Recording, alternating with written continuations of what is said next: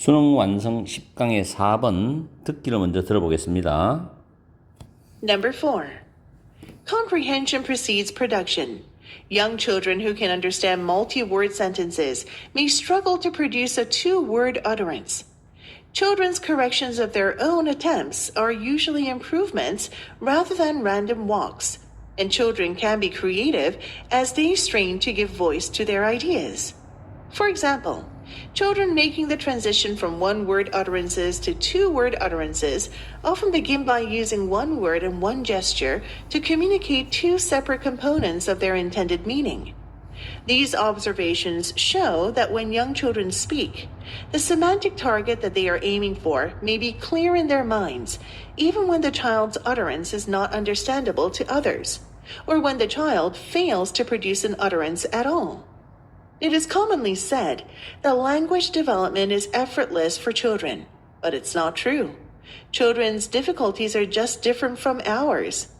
One stumbling block appears to be the inability to successfully assemble sentences out of components that children seem to interpret correctly, according to their language's grammar.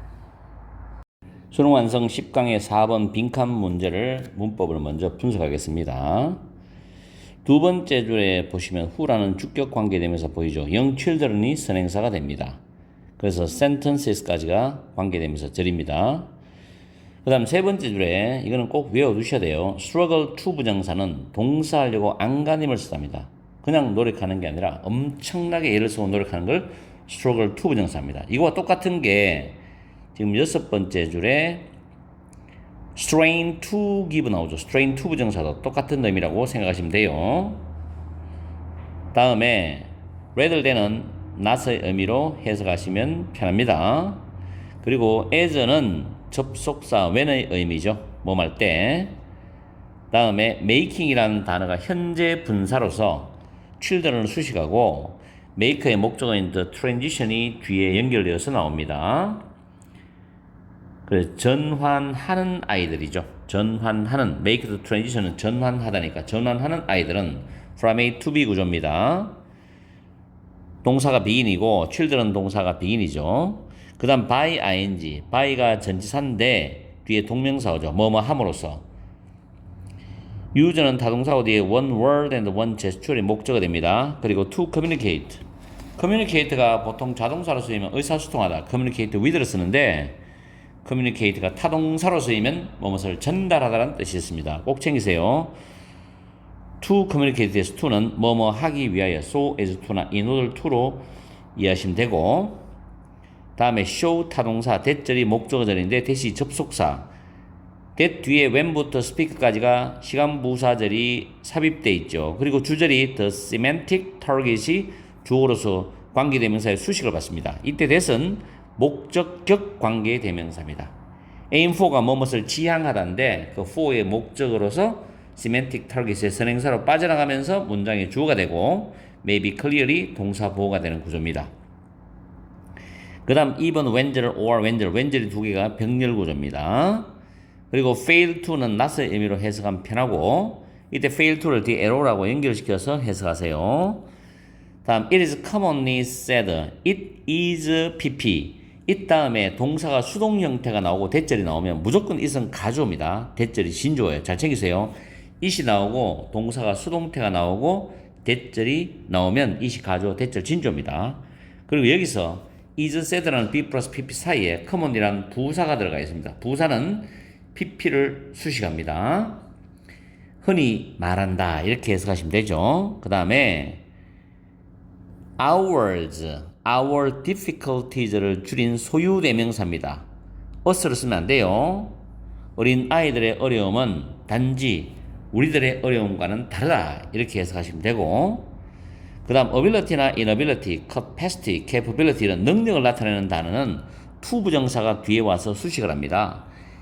이때 to assembly라는 부정사 사이에 부사가 들어가서 assembly라는 동사를 꾸미죠. 이런 구조를 분리 부정사라고 문법에서 칭하기도 합니다.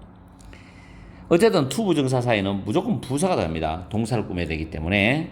그 다음 component는 선행사고 대시 목적격 관계 대명사입니다. 그 이유는 interpret라는 해석하다라는 타동사 뒤에 목적이 없어요. 그래서 대신 목적격 관계대명사고 컴포넌트가 선행사가 됩니다.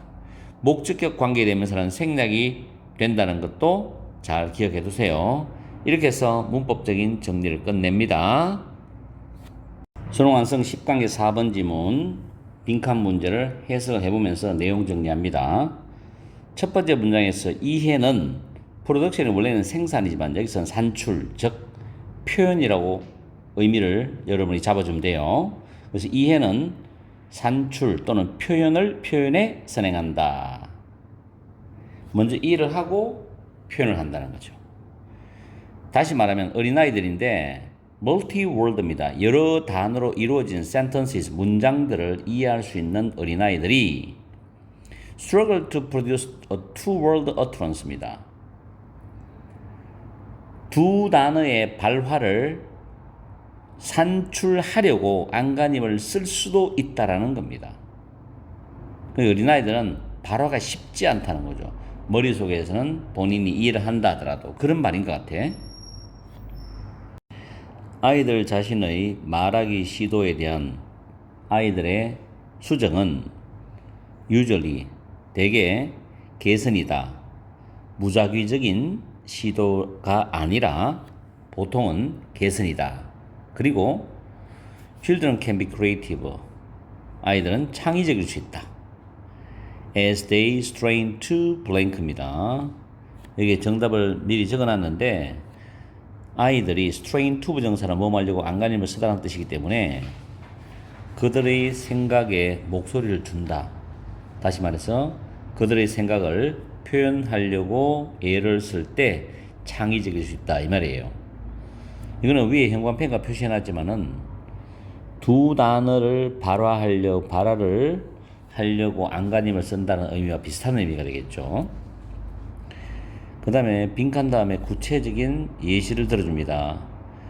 Children making the transition from A to B인데 한 단어의 발화에서 두 단어의 발화로 전환을 하는 아이들은 종종 시작한다.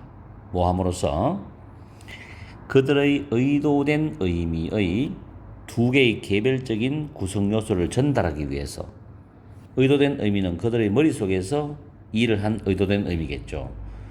그 두 개의 개별적인 구성 요소를 전달하기 위해서 한 단어와 하나의 제스처를 사용함으로써 시작을 한다는 거죠. 왜냐하면 두 단어를 동시에 발화를 못하기 때문에 한 단어를 발화를 하고 나머지 하나는 제스처를 통해서 의미를 전달하는 것으로 시작한다는 뜻입니다. These observations, 이러한 관찰들은 보여준다. 어린 아이들이 말하기 시작할 때 그 어린 아이들이 지향하고 있는 의미적인 타겟 대상이 그들의 머릿속에 명확할 수 있다는 거죠. 심지어 뭐 할 때 아이들의 발화가 다른 사람들에게 이해가 될 수 없을 때조차도 또는 아이가 전혀 발화를 산출해내지 못할 때조차도 아이들의 머릿속에는 명확할 수 있다는 거죠. 아이들이 지향하는 그 의미적인 타겟이. 그 다음에 언어의 발달은 아이들에게는 힘들지 않는다라고 흔히 말한다. 그러나 그건 사실이 아니다. 아이들이 겪는 그 어려움들은 단지 우리 어른들의 어려움과는 다를 뿐이다. One stumbling block, 하나의 걸림돌은 맨 뒤로 갑니다. 아이들의 언어의 문법에 따라서 아이들이 올바르게 해석한 것처럼 보이는 그 구성 요소들로부터 성공적으로 문장들을 조합하지 못하는 것처럼 보인다는 것이 한 가지 걸림돌이다. 다시 말해서 두 단어를 발화를 할 수 없고 하나는 머릿속에서 이해를 하고 하나만 발화하고 하나는 제스처를 통해서 시작을 하기 때문에 이게 마치 아이들이 완전히 올바르게 해석한 것처럼 보이는 구성 요소로부터 성공적으로 문장을 조합하지 못하는 무능력함처럼 보이는 것이다. 이런 내용이거든. 그래서 이거를 다시 한번 더 정리를 해보면은 첫 번째 문장에서 이해는 산출해서 행한단 말을 했죠. 그러면서 여러 단어로 이루어진 문장을 이해할 수 있더라도 두 단어를 말하기는 어려워할 수 있다고 했습니다. 그러면서 두 번째 문장부터 네 번째 문장에 연결되는 아이들의 발화 시도에 대한 이야기인데, 아이들은 자신의 시도를 수정하면서 발화를 개선합니다. 그리고 아이들은 발화를 시도하면서 창의적 시도를 해요.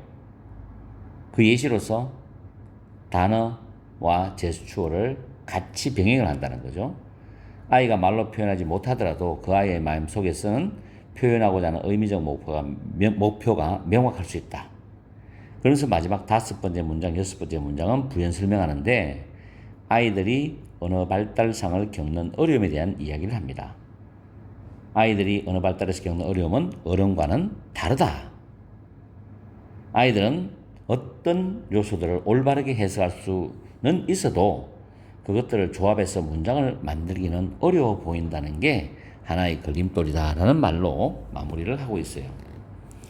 쉬운 건 아닙니다. 그러나 이 글 자체가 수능을 준비하기는 또 괜찮은 내용이라고 판단되어서 지문을 선택한 겁니다.